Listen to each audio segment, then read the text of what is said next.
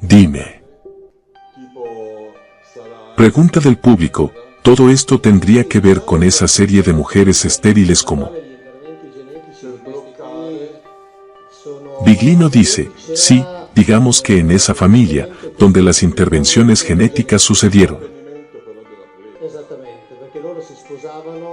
Existían estos defectos genéticos. Público dice, ¿para mantener la pureza?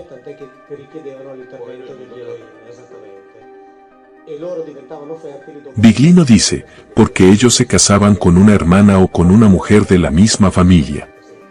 Y para algunas de estas mujeres no era posible quedar embarazada. Tanto es así que para esto se necesitaba la intervención de un Elohim.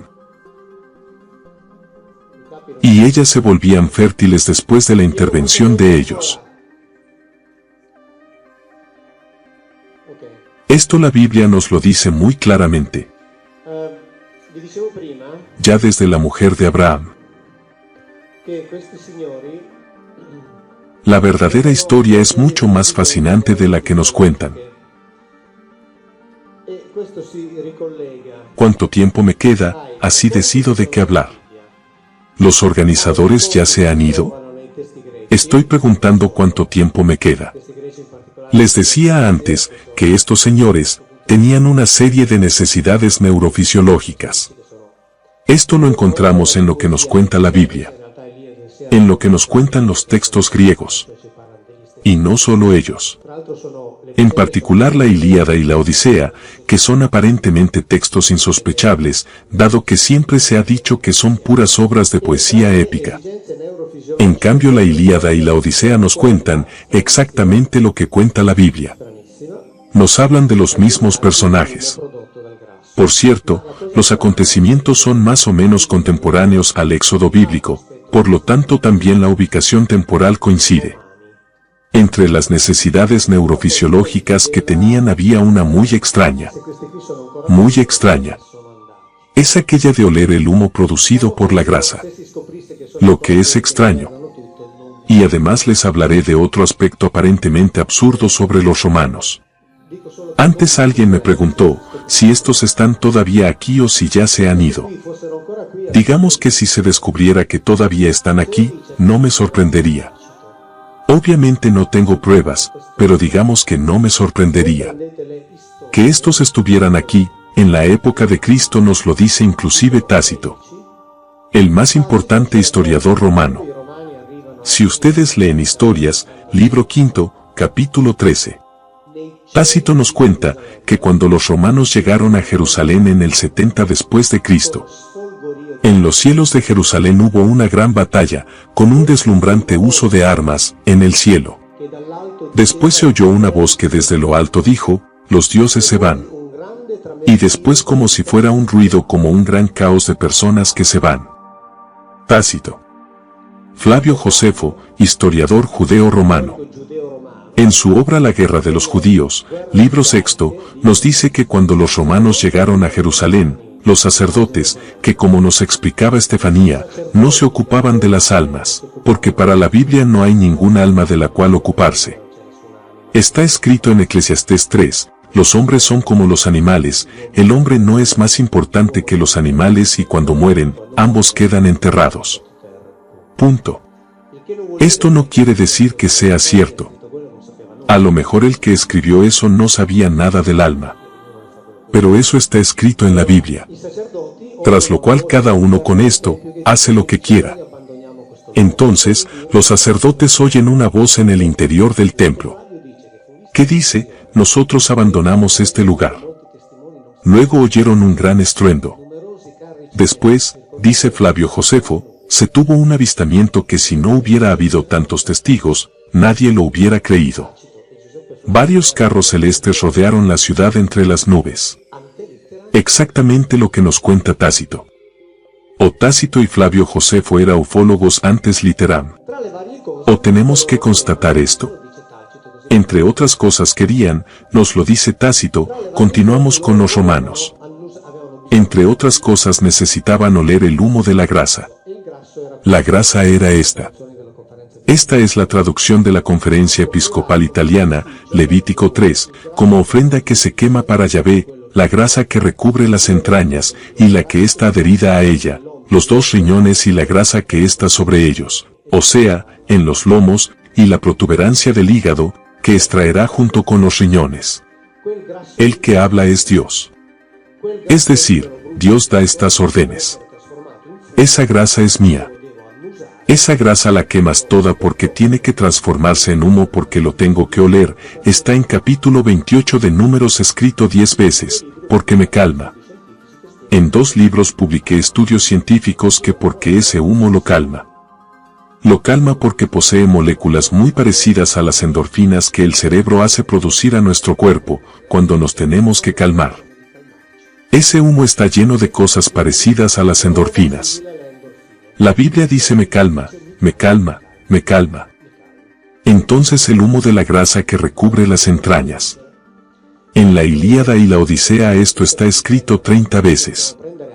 Entonces tenemos que notar que los Elohim y teoisoméricos querían lo mismo. Esto quiere decir que los autores bíblicos y los homéricos inventaron las mismas cosas para hablar de sus dioses. Entonces yo digo, ¿se puede inventar algo tan asqueroso para hablar del propio Dios? ¿Era necesario inventarse que quisieran esta grasa que sacaban de los riñones?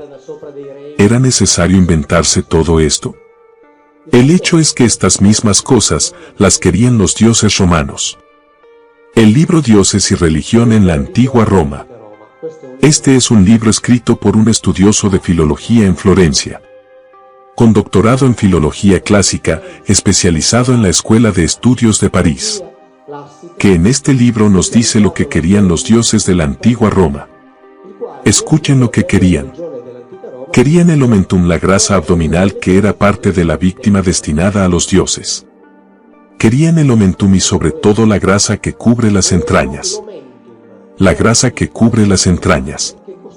Elohim bíblicos y dioses romanos.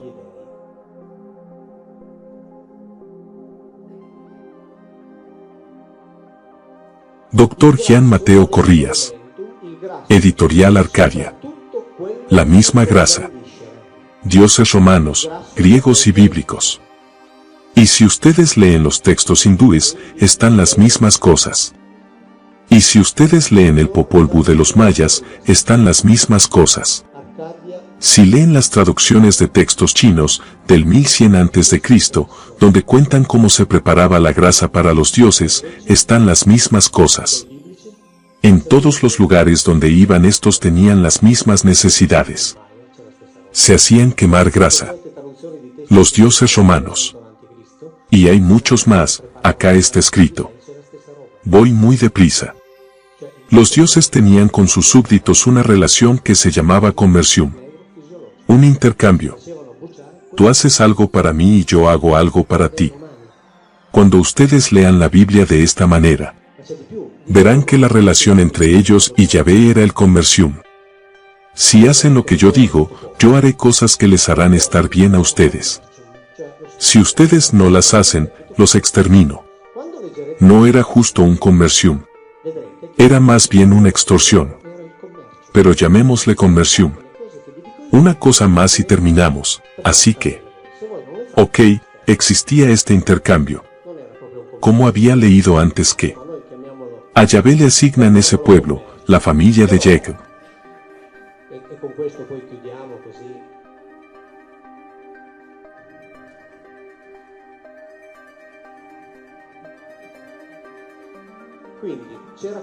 Y justamente Jacob está en un lugar donde hay otros Elohim y donde encuentra a Yahvé. En el capítulo 28 versículo 20 del Génesis, escuchen lo que dice.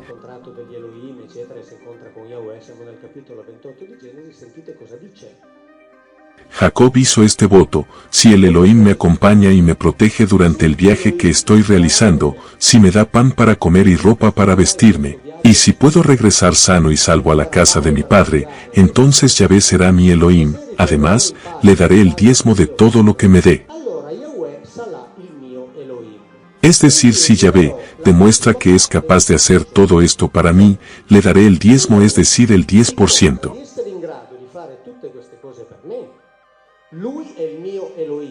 Esto quiere decir que si Él no es capaz, no le doy nada y me voy con otro. Está escrito así, ok. La relación era gobernante y gobernados. Esto es así en todo el planeta. La Ilíada y la Odisea nos cuenta la misma cosa que la Biblia. Estas nos dicen que ellos eran reconocibles por las huellas que dejaban al caminar. Nos lo dice la Ilíada, donde uno de ellos, Poseidón, se disfraza y después de haber hablado se aleja caminando por la playa y Ajax lo mira de atrás y dice, este no es Calcas. Dado que se había disfrazado de Calcas. Por la forma de las huellas y las piernas me di cuenta que es uno de los Teois. Los Teois son reconocibles, aunque sí se disfrazan. Y cuando Abraham ve llegar 3 de estos, cuando estaba delante de su carpa, se da cuenta enseguida que son ellos. Se da cuenta inmediatamente. Ve que están cansados, sucios, hambrientos. Les dice, vengan, coman, lávense, descansen, beban y coman antes de seguir el viaje. Pero se da cuenta de que son de esa especie. Es decir, que pertenecen al grupo de los gobernantes. Todos los pueblos antiguos. ¿Por qué hablo de los griegos y de los romanos? Porque hacer el paralelismo con los textos hindúes es facilísimo. Si ustedes toman a los Vedas, el Ramayana, el Mahabharata, el Bhagavad Gita, las descripciones son tan claras que parecen representaciones cinematográficas. Y ahí, es demasiado fácil hacer el paralelismo. En cambio, lo más sorprendente es que griegos y romanos nos dicen lo mismo que la Biblia. Y en este libro, si es que lo leen, está escrito que en la antigua religión romana era ausente cualquier tipo de mitología. Acá está. La ausencia de mitología. No había mitología. La mitología es una invención nuestra. Dado que no aceptamos esas cosas. No aceptamos que alguien haya podido hacer esa translocación robertsoniana. ¿Es así? Menos mal. ¡Qué caraj! Como no lo aceptamos, decimos que es mitología. No. Empecemos a hacer de cuenta de que sea verdadero. Y así la historia se hace más comprensible. Porque todo lo que nos cuentan encaja siguiendo el sentido común. Repito, hagamos de cuenta de que sea verdad. Porque obviamente yo no tengo las pruebas de que esto sea verdad. Pero lo que es verdad es que si tomo la Biblia y la pongo aquí, leo algunos pasajes, y aquí leo las explicaciones teológicas, y aquí a la izquierda, del lado del diablo, pongo aquellas hechas con sentido común, por nosotros, los materialistas. Podría decir que estas resultarían más coherentes con el texto. No sé si son verdaderas, pero seguramente son más coherentes con el texto. Porque aquí se dice cosas a pesar de lo que está escrito en la Biblia. En esta parte se trata de entender las cosas, en cambio en esta otra ni siquiera eso. Lo importante es decir, que está escrita otra cosa, para poder decir esas otras cosas. Esta es la diferencia, pero háganlo ustedes, razonando con sus cabezas.